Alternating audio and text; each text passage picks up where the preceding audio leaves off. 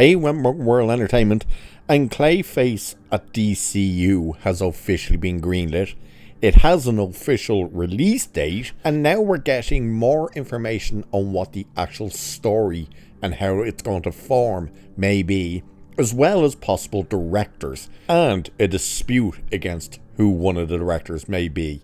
But what they're taking inspiration from should be no surprise, because it's just been a massive hit recently and up for Oscar buzz, is of course The Substance. And that's what they seem to be aiming for.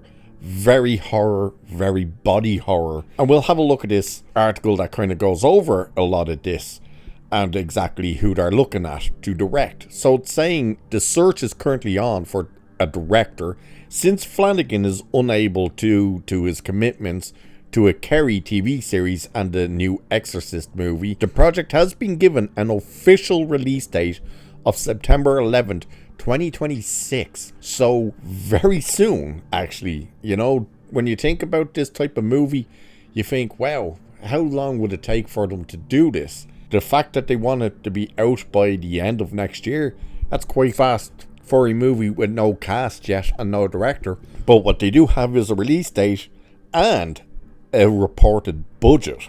So the budget is also very interesting in this. And of course, when we're talking about Flanagan, we're talking about Mike Flanagan, who did he write or direct or both for the Haunted Hill or The Haunting of Hill House, which I think was the Netflix series, and Dr. Sleep. So this continued anyway, saying, based on comments from James Gunn, the movie will be set in the DCU, as opposed to the Batman director Matt Reeves' Batverse. Don't know why they say the Batverse when it's meant to be Elseworlds, but whatever. And the statement that James Gunn put out when this movie got greenlit was this, saying, exciting news out of DC Studios today as Clayface, a DCU story from a script by Mike Flanagan, has officially been greenlit. Clayface premieres in 2026. And now we have the official date, which is September 11th. So it's saying here, DC Studios co-CEO Peter Safran recently shared a few new details on the Flanagan script, noting that Clayface is indeed going to be a full-on horror movie in the same vein as David Cronenberg's The Fly. THR has now provided some intriguing updates, and it sounds like the movie is also going to take more than a little inspiration from the body horror hit The Substance. And they wrote, Clayface, you see, is a Hollywood horror story, according to our sources, using the most popular incarnation of the villain, a B-movie actor who injects himself with a substance to keep himself relevant, only to find out that he can reshape his face and form, becoming a walking piece of clay. So that's what the report was from THR, saying it seems to be they're going with, he seems to be this maybe Hollywood actor or something, and to stay relevant, he's going to inject himself. So they seem to be going very much in the direction of The Substance in that sense of things. The whole kind of body horror where it turns into something else is where The Fly kind of comes in. So here's where we get kind of the conversation about the directors and the budget. So it's saying, as for which director could wind up at the helm, THR disputes Deadline's recent report that Jeff Wadlow was ever considered. So they're not just saying he's not in consideration, they're saying he was never in consideration. But confirms that James Watkins is in the mix. The trade also believes that J.A. Bayona of Jurassic World Fallen Kingdom and Society of the Snow, whatever the hell that is, never heard of that, met with the studio over the Christmas break, but it's not clear if he's still in contention for the gig.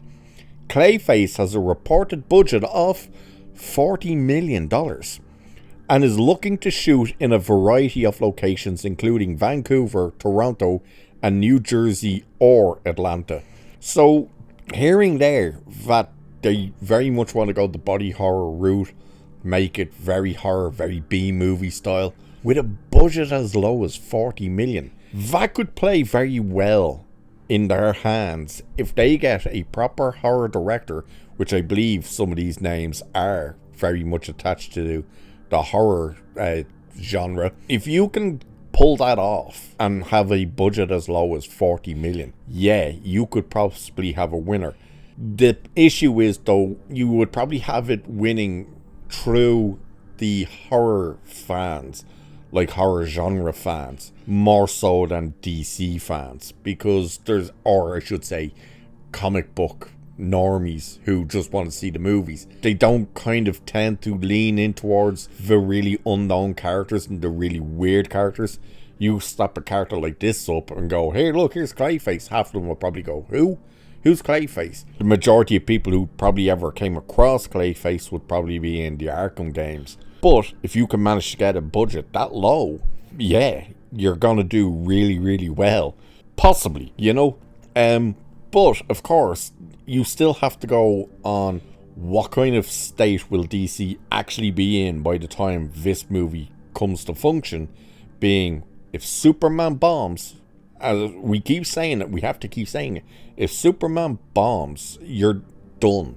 It's over. There's no point continuing. And for the movies that they will end up having in production, or something like Supergirl, and I believe Lanterns will be in production by the time Superman comes out, yeah, you're going to be taking the likes of Supergirl and probably dumping it on Max. You're probably not going, yeah, let's release this on the big screen, because what's the point?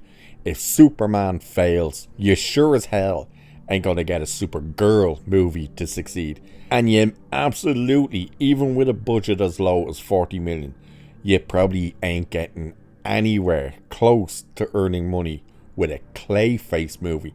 That if you're going super body horror, well then it's going to be obviously a hard R rated movie, which means it'd probably be the likes of 18s here in Ireland and the UK and stuff. So you're very much lowering the amount of asses you can get into seats to see it, because obviously you're not going to be directing it towards kids, which is also where this whole DCU idea could get a bit rocky, where they're saying, oh yeah, we're going to be able to have R-rated stuff as well as PG-13 stuff, but it's all going to be in the same universe. I don't know how exactly you can work that out the way they think they could, because again, you're just kind of going to muddy the waters by going, hey, you can watch this, kids, but you can't watch this, this, and this, even though this, and this are directly linked to this over here that you can watch. It's a rocky road to go down.